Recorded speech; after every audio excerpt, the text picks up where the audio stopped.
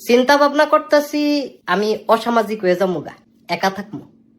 সমাজের থেকে অনেক দূরে, মানুষের থেকে আরো দূরে দূরে গিয়ে একটা ঘর বানাবো, কুড়ে ঘর। সেই কুড়ে ঘরে একলা থাকবো, একটা হাঁস পালবো, একটা।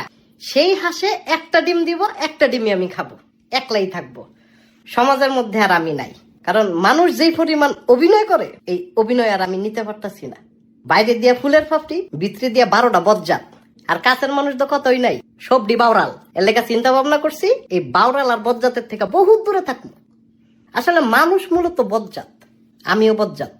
সেজন্য আমি একাই থাকবো, একা, অনেক দূরে একা। একা কিভাবে? একা এমনি হাঁটমো, একা ঘুমামো, একা খামো, একলাই। সমাজে আর ভাল লাগে না আমার। যেই অভিনয় করা শুরু করছো, এত অভিনয় করতে শিখছো, হ্যাঁ?